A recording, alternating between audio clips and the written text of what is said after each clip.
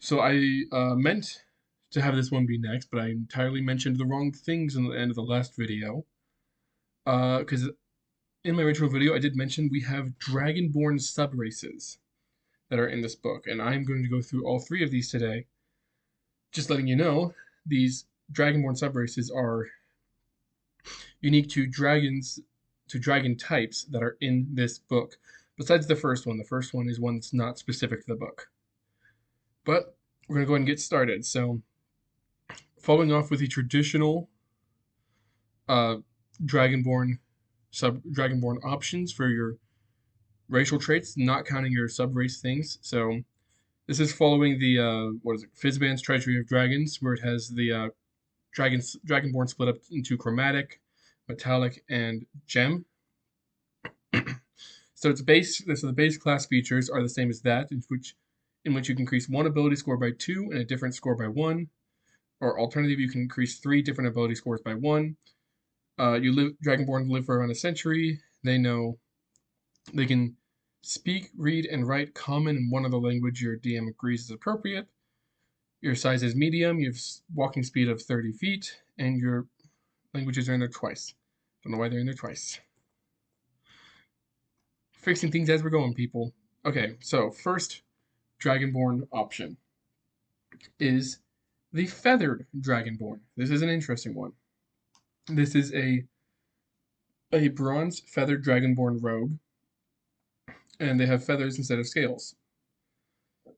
So, let's go into get into the specific features of the Feathered Dragonborn. Starting with Feathered Ancestry. Any Dragonborn type can become a feathered variant on normal Dragonborns. You can choose any pre-existing Dragonborn chromatic, metallic, gem, or even shadow or light dragons, which are the other two dragon types in this book. You look similar to the traditional Dragonborn, but instead of scales, you have feathers from a genetic defect. Choose which dragon you are connected to from all these options for any Dragonborn. This also determines your damage type for your resistance and your breath weapon. So your resistance and breath weapon still works the same as all the other ones, but it literally is dependent on what you normally would be, but you're feathered instead. You gain resistance to the associated type with your draconic ancestry or your feathered ancestry. But the unique feature a feathered Dragonborn get is called Feathery Plume. A feathered Dragonborn has a feathery plume, and as a bonus action, you can make your feathers plume up, increasing your AC by 1 for 1 minute. You can use this feature once, and you regain it after finishing a short or long rest. It's a little minor thing, makes you much more flavor, and be playing as a feathered Dragonborn gives you good starts for a character backstory because they are literally a genetic defect, but are still common enough to be seen here. So that is the Feathered Dragonborn. Nice and simple because it's not getting into whole entire new types of dragons, which the next two are getting into. So let's just get right into that. This is art of one of the variants of a Shadow Dragonborn. This is Dragonborn. The Dragonborn type is what's known as a Blood Dragonborn. So let's get into your Shadow ancestry for a Shadow Dragonborn. You have a magical affinity connected to a Shadow Dragon ancestor. Choose which dragon you are connected to from the table below. This also determines the damage type for your other traits.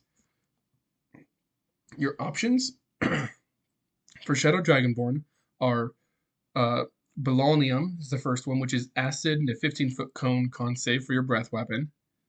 Then there's Belonium we'll get into. It's a magical resource that exists in the Shadow Realm, which is where these Shadow Dragons are from. Then there is Blood, which its elemental type is necrotic. 15-foot cone con save for the breath weapon. Then there is Earth, which is thunder and 15-foot cone cone con save. Then there's the Light Dragon, which is radiant, with a 30-foot beam and con save. Then there is the Poison Dragon, which is elements is poison, obviously. Uses a 30-foot beam and it's a dexterity save. There is the Shade Dragon, which uses necrotic as well. Is a 30-foot beam dex save. Then there is the Water Dragon, which uses cold damage and is a 30-foot beam dex save. And then there's the Wind Dragon, which uses force damage and is a 15-foot cone dex save. Their breath weapon scales just like normal Dragonborn breath weapon, which scales up with your cantrips, all in the same. You have resistance to the type associated. Shadow Dragonborns get dark vision with 120 feet. And the Shadow Dragonborn special feature is called the Shadow Mutations. You have a mutation that makes you look more dragon-like in a sense. These mutations are in the chart below. You can choose one or roll a d6 to decide which mutation you have. Once you've chosen a mutation, you cannot change this. So there is 6 options. The first option is a pair of wings, giving you a 30-foot fly speed. However, it gives you disadvantage on stealth checks. The second mutation is large ears, which gives you proficiency in perception, and you can roll at advantage. You can roll at advantage if the roll is determined by hearing. Then you have claws. Your unarmed attack rolls deal 1d6 slashing damage plus your strength or your dexterity modifier. Then your fourth option is a tail, which is the art. They have a tail, which allows them to have a draconic tail. This tail can be used as an extra arm for holding a shield or one-handed weapon. Number 5 is an elemental fundamentum, which either double the range of your breath weapon, or you can add 1 additional damage dice when rolling damage. You can choose each time when you use your breath weapon which one you want to do for more range or more damage. And the final option, which is number 6, is a powerful jaw, which gives you a bite attack that deals 1d8 plus your strength modifier, and you can make one of these attacks as a bonus action. Alright, that's it for the Shadow Dragonborn. Now we're going to get into the fun ones, which are dragon types people have heard of more often than these ones, because for the most part for Shadow Dragonborns, their thematic thing is the elements, besides Polonium, but that's because it's a thing unique there. Essentially, is their own version of a metallic dragon. That's the only ones they have there. Then we're going to get into the Light Dragonborn, which are ancestors are dragons from the Light Realm. So we had the Shadow Realm, and now we have the Light Realm. This art right here is a male purple Dragonborn, which is one of the types, and they have one of their features going, which you can see the cracks of glowing light underneath them. That is the Light Dragonborn feature, and we're going to get into that.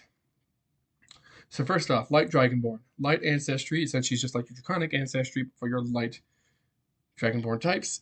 Each one of their... This is going to be interesting. This is going to be fun. Each one of their breath weapons has unique traits as well. So let's go ahead and get right into it. Alphabetical order, the first dragon type is Brown. Their element is force damage. Their breath weapon is a 30-foot beam with a strength save. On a failed, the target is pushed 15 feet.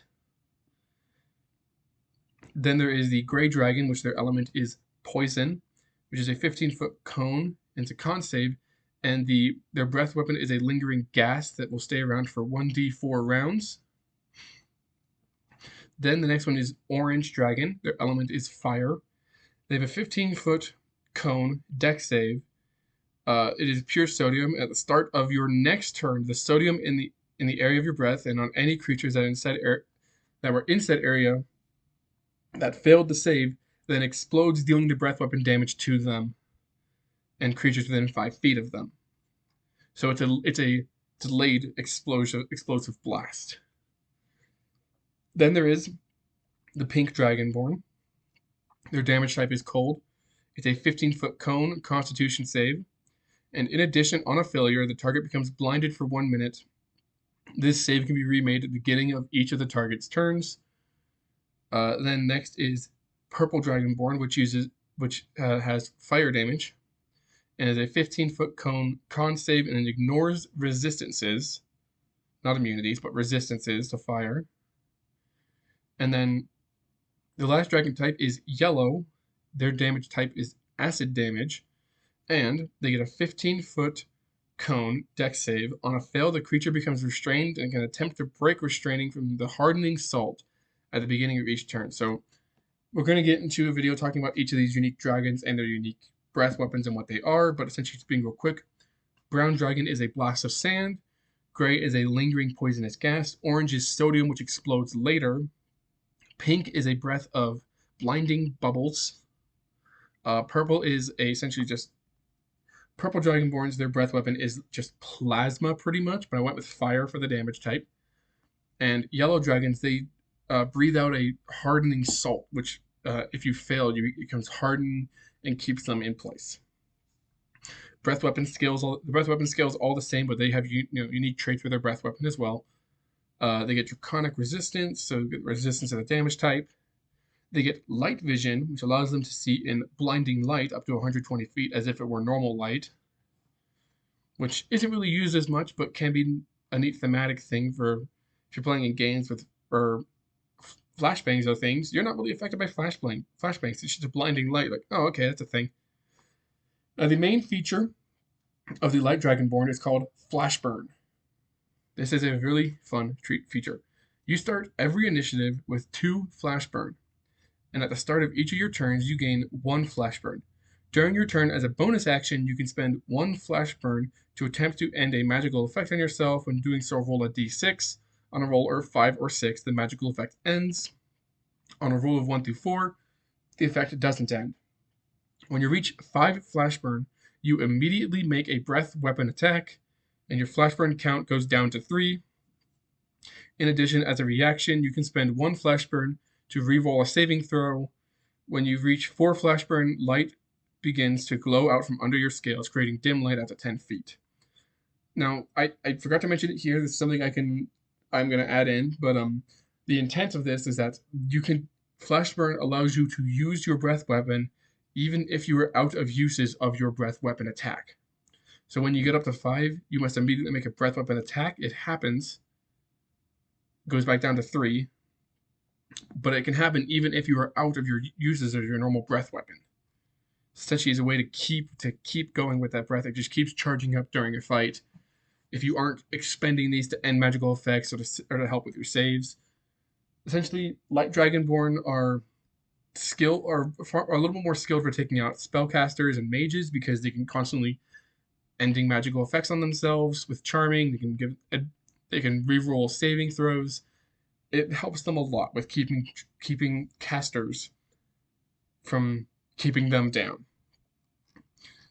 So that's each of the Dragonborn that we have. We had art for another one back when Pink used to be a Shadow Dragonborn and we gave them wings, which I'll show that one right now. That we had that, but we're not really using it anymore because I moved Pink Dragonborn from Shadow to Light Dragonborn to the Light Dragonborn side because I wanted the Light Realm dragons to be all chromatic based, but the other colors that aren't used.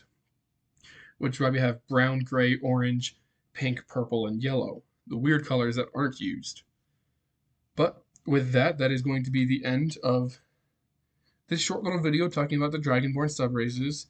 I say short, it still felt pretty long. I don't know, I'm guessing 10 minutes. We're going to see where that goes. Don't you dare cut me off.